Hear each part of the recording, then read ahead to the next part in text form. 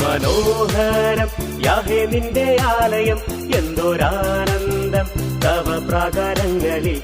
മനോഹരം യാഹേ നിന്റെ ആലയം, എന്തൊരാനന്ദം തവ പ്രാകാരങ്ങളിൽ. ദൈവമേ എന്നുള്ളം നിറയുന്നു, ഹല്ലേലൂയ പാടും ഞാൻ. ദൈവമേ എന്നുള്ളം നിറയുന്നു, ഹല്ലേലൂയ പാടും ഞാൻ. ദൈവം നല്ലവൻ, എല്ലാവർക്കും നല്ലവൻ, തന്മക്കൾക്കെന്നും പരിചയം. ദൈവം നല്ലവൻ, എല്ലാവർക്കും നല്ലവൻ, തന്മക്കൾക്കെന്നും പരിചയം. നന്മയൊന്നും മുടക്കുകയില്ല നേരായി നടപ്പവർക്ക്.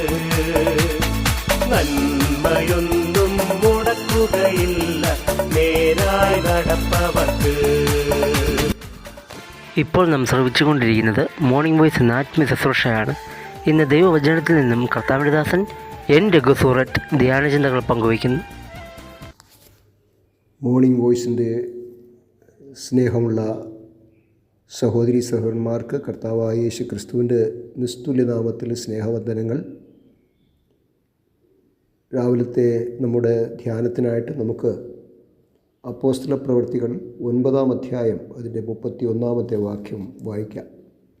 അങ്ങനെ യഹൂദ്യ, ഗലീല, ശമരിയ എന്നീ ദേശങ്ങളിലൊക്കെയും സഭയ്ക്ക് സമാധാനമുണ്ടായി. അത് ആത്മീയ വർധന പ്രാപിച്ചും കർത്താവിനോടുള്ള ഭക്തിയിലും പരിശുദ്ധാത്മാവിൻ്റെ പ്രബോധനയിലും നടന്നും പെരുകിക്കൊണ്ടിരുന്നു.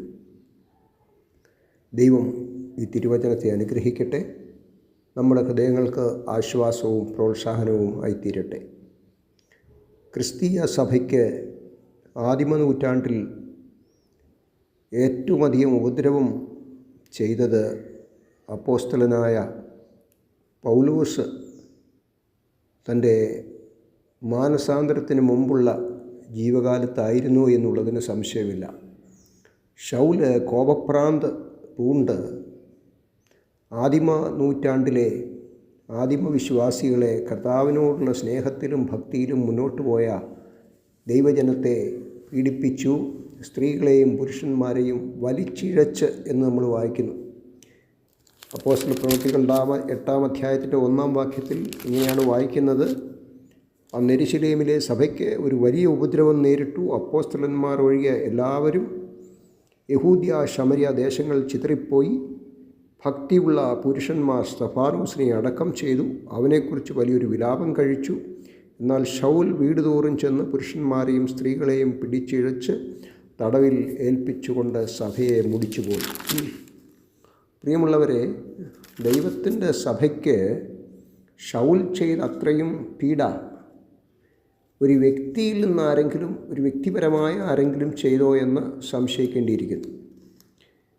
എന്നാൽ ദൈവത്തിന് ഏതു ഭയാനകമായ അവസ്ഥയിൽ നിന്നും അല്ലെങ്കിൽ ഏതു ഭയങ്കരന്മാരെയും പിടിക്കുവാൻ കഴിയും എന്ന്, സന്ദർശിക്കുവാൻ കഴിയുമെന്ന്, രൂപാന്തരപ്പെടുത്തുവാൻ കഴിയുമെന്ന് ശൗലിൻ്റെ മാനസാന്തരത്തിൽ നിന്ന് നാം മനസ്സിലാക്കുകയാണ്.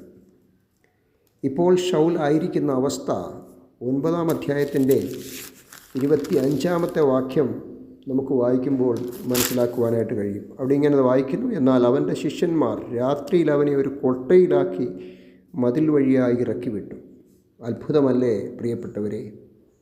കർത്താവിൻ്റെ സഭയ്ക്ക് വിരോധിയായി തീർന്ന, ക്രൂരത കാട്ടിയ ശൗലിനെ ഒരു കൊട്ടയിലാക്കുവാൻ ദൈവത്തിന് കഴിയും എന്ന് നാം മനസ്സിലാക്കുകയാണ്.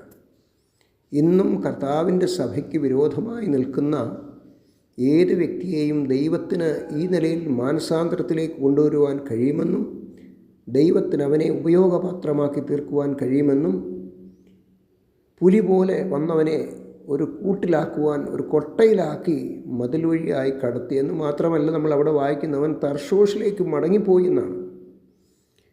ഇത് ദൈവത്തിന് സാധിക്കും.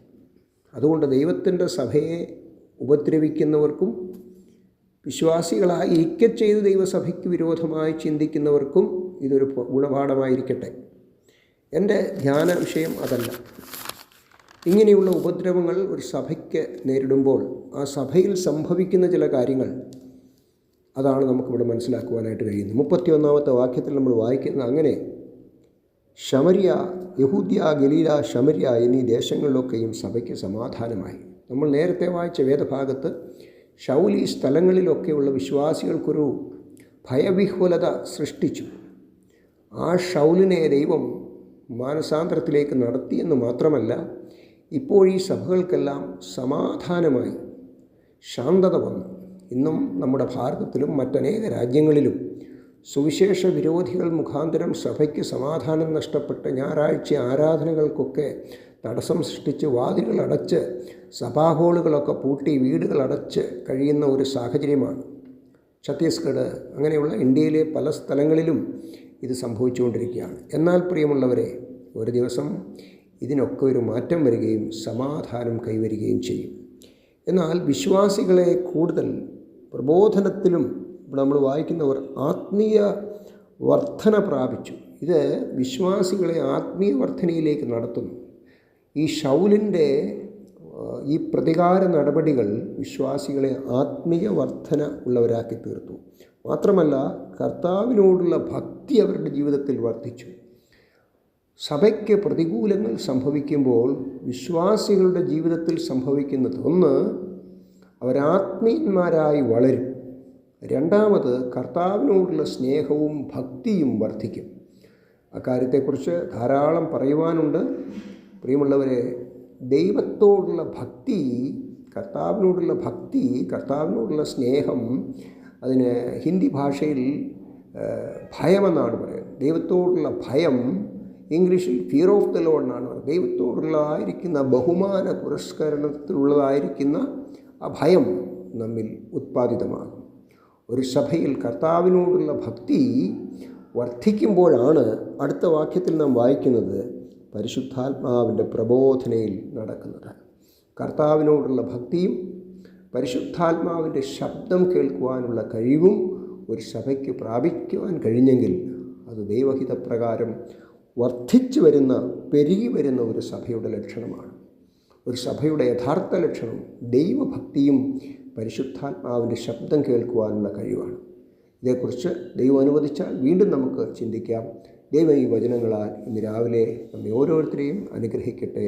അവൻ്റെ പൊന്നുനാമം വാഴ്ത്തപ്പെടുമാറാകട്ടെ.